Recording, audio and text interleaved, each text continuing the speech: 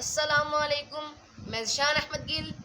आज मैं human nervous system के बारे में एक लेक्चर देना चाहता हूँ। ह्यूमन नर्वस सिस्टम, सबसे पहले सवाल क्या होता है कि ह्यूमन नर्वस सिस्टम होता क्या है? What is human nervous system? There is an organ system in our body which carries messages from one part of the body to another and coordinates all body functions in our body. This system is called a human nervous system. Human nervous system की two components होते हैं, central nervous system and peripheral nervous system.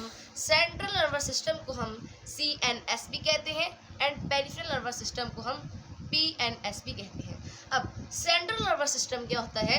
Central nervous system consist of brain and spinal cord and peripheral nervous system consist of network of nerves.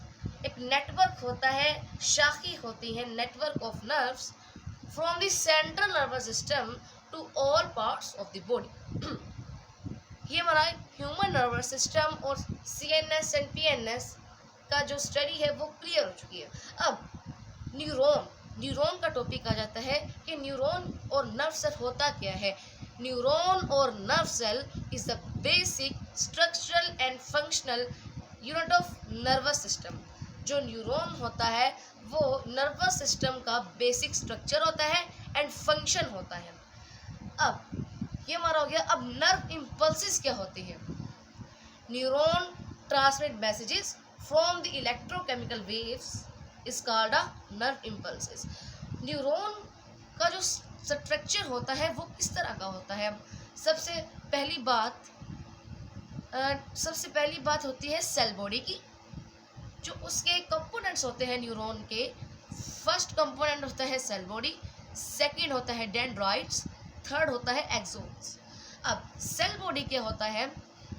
The most of the cytoplasm, the most of the nucleus and most of the cytoplasm is called a cell body.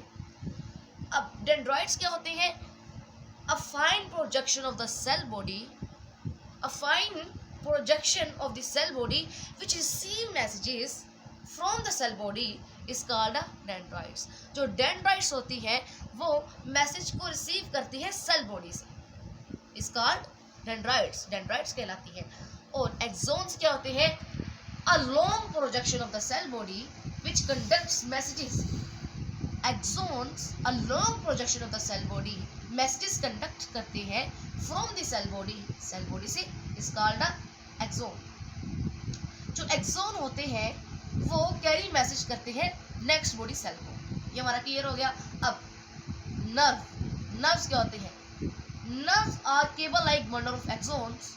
It transmits messages from the one part of the body to another. Nerve clear हो गया। अब types of neuron की कितनी types होती है, उसकी किस्में कितनी होती हैं, उसकी अक़साम कितनी होती है? फर्स्ट होता है sensory neuron, motor neuron and inter neuron. ये थ्री उसकी टाइप्स होती हैं। अब सेंसरी न्यूरॉन क्या होता है? Sensory neuron carry nerve impulses from the sense organ to the central nervous system, while motor neuron carry nerve impulses from the central nervous system to effectors. Effectors क्या होते हैं?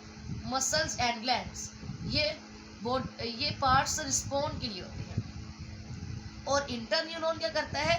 They form a link between sensory neuron and motor neuron. Inter neuron का मकसद होता है वो link create करता है, सेंसरी न्यूरॉन और मोटर न्यूरॉन के साथ लिंक क्रिएट करता है। टाइप्स ऑफ न्यूरॉन भी क्लियर हो गया। अब हमारा मैं आपको एक बात बताना भूल गया था कि जो न्यूरॉन का स्ट्रक्चर होता है वो आपकी साइंस की बुक में होगा। Government of Punjab curriculum text board Lahore है, साइंस क्लास 8 की है। उसमें आप देख सकते हैं न्यूरॉन का स्ट्रक्चर बना होगा। ये हमारा क्लियर हो गया। अब टाइप्स ऑफ न्यूरॉन भी हमारी क्लियर हो गई।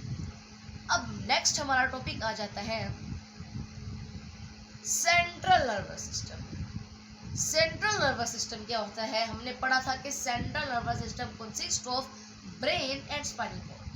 अब हम स्टडी करेंगे सेंट्रल नर्वस सिस्टम के बारे में। सेंट्रल नर्वस सिस्टम को तो हमें पता चल गया कि कंसिस्ट होता है ब्रेन एंड स्पाइनल कॉर्ड पर। अब ब्रेन क्या होता है? What is human brain?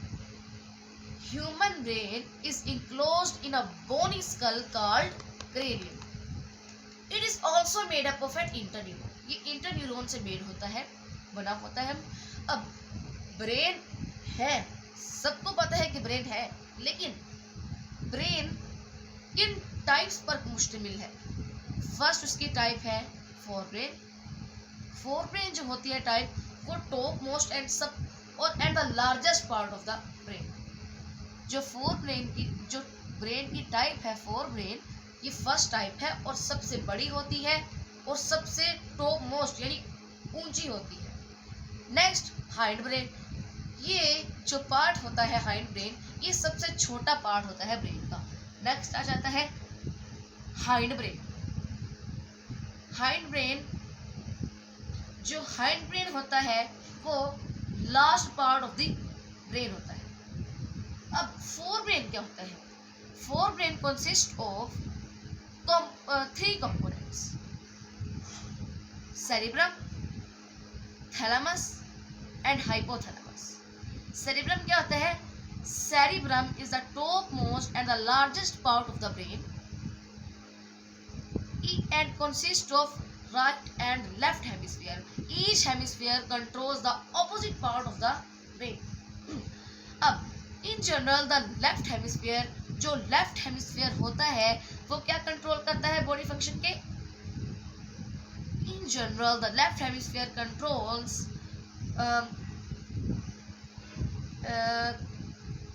Artistic control करता है, राइटिंग करता है कंट्रोल, क्रिएटिविटी करता है control, and arithmetic and writing. ये हमारा हो गया left hemisphere. And right hemisphere control करता है, क्रिएटिविटी को कंट्रोल करता है, स्पेशल एबिलिटी को कंट्रोल करता है, एंड म्यूजिकल स्किल्स को कंट्रोल करता है। ये होता है, ये हमने स्टडी कर लिया सेरिब्रम के बारे में। अब थैलेमस का क्या फंक्शन होता है? It controls many body function. And hypothalamus का क्या फंक्शन होता है? It controls many sensory functions. ये हमारा फोर ब्रेन की स्टडी क्लियर हो।